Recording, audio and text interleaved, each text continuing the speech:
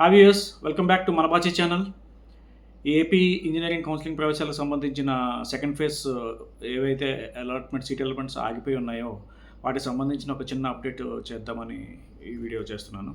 ఈ local and non local status సంబంధించిన విషయంలో కొంతమంది విద్యార్థులు కోర్టును ఆశ్రయించడం జరిగింది.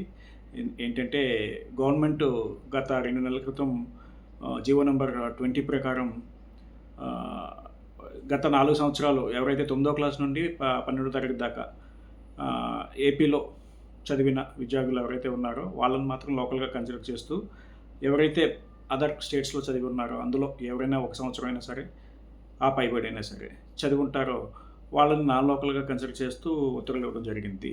దాని ప్రకారం సుమారుగా తెలిసిన అంశంలో ఏంటంటే ఒక 6,000 మంది విద్యార్థులు 7,000 మంది విద్యార్థులు ఎంతమంది ఉన్నారో వాళ్ళందరికీ కూడా ఈ నాన్ లోకల్ స్టేటస్ కింద వాళ్ళని పరిగణలోకి తీసుకొని వాళ్ళకి ఆ విధంగా కేటాయింపులు జరగడం అయ్యింది.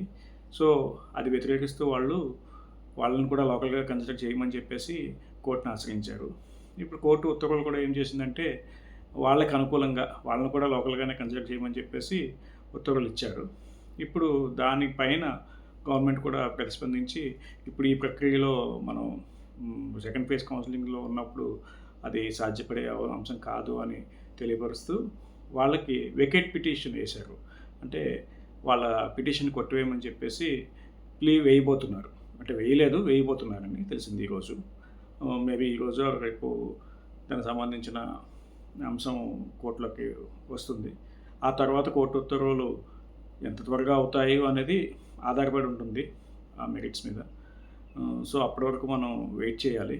అసలు ఈ లోకల్ నాన్ లోకల్ స్టేటస్ ఇంతకుముందు ఎందుకు ఈ అంశం పరిగణలోకి లేదు, ఇప్పుడు కొత్తగా ఎందుకు వచ్చింది అని అంటే కనుక ఈ స్టేట్ బైఫర్కేషన్ జరిగిన తర్వాత గత 2014లో స్టేట్ బైఫర్కేషన్ జరిగింది. ఆ తర్వాత నుంచి కూడా ఉమ్మడి బైఫర్కేషన్ యాక్ట్ ప్రకారం ఏంటంటే 10 సంవత్సరాల వరకు అవే పాత ప్రెసిడెన్షియల్ ఆర్డర్స్ ఏవైతే ఉన్నాయో ఆర్టికల్ 371D అని అంటాము. ఆ ఉత్తర్వుల ప్రకారం ఏంటంటే కామన్గానే విద్యార్థుల్ని పరిగణలోకి తీసుకునేవారు. హైదరాబాద్లో చదివిన విద్యార్థులను కూడా లోకల్గా పరిగణిస్తూ కూడా దానికి సంబంధించిన సర్టిఫికెట్స్ ఏవో ఎన్క్లోజ్ చేస్తే సరిపోతుందన్న అంశంలో ఉండేది.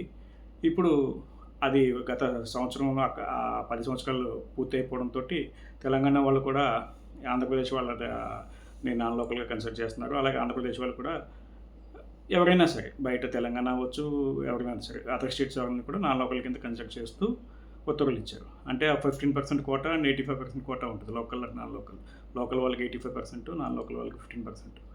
సో ఆ 15%లోనే వీళ్ళు కంపీట్ అవ్వాలి, ఎవరైతే ఈ విద్యార్థులు ఎంతమంది ఉన్నారో అంతమంది కూడా. సో ఇందులో కొంతమంది మాత్రం కోర్టును అప్రోచ్ అయ్యారు.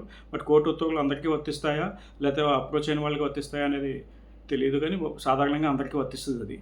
సో దాని ప్రకారం ఇప్పుడు ఈ సెకండ్ ఫేజ్ కౌన్సిలింగ్లో వాళ్ళందరికీ ఎలా అలాట్ చేస్తారు?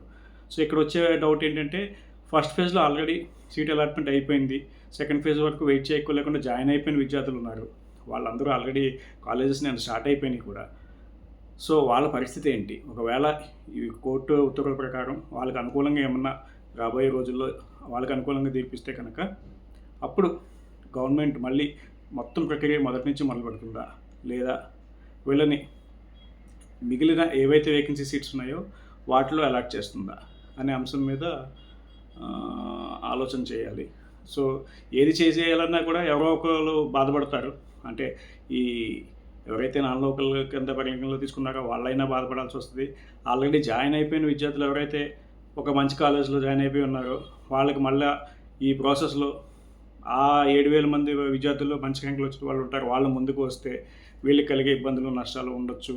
అసలు గందరగోళంగా ఉంది. ఎవరు కూడా ఇదిమిత్తంగా ఇది అని చెప్పలేని పరిస్థితిలో ఉన్నాము ఇలా జరుగుతుందని.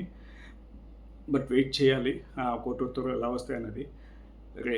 ఇద్దరికీ ఆమోదయోగ్యంగా ఉండేలాగా, ఎవరు నష్టపోకుండా ఉండేలాగా ఉత్తర్వులు వెలువడితే కనుక గవర్నమెంట్ అయినా సరే సానుకూలంగా స్పందిస్తే కనుక ఈ ప్రక్రియ కొంచెం ఫాస్ట్గా జరుగుద్ది. సో దట్ ఏంటంటే విద్యార్థులు ఇంకొంచెం గందరగోళం తగ్గించిన వాళ్ళు అవుతారు. అలాగే వాళ్ళు చదువులు సాఫీగా సాగడానికి అవకాశాలు ఉంటాయి. కాబట్టి గవర్నమెంట్కి కూడా విన్నవించుకుంటున్నాము, కొంచెం సానుకూలంగా అందరికీ ఆమోదయోగ్యంగా ఉండే నిర్ణయాలని వెలువడాలని ఆశిద్దాం. Let's hope for the best. Subscribe చేయండి మా ఛానల్కి, గంటను కొట్టండి, గుండెని తట్టండి. Thank you.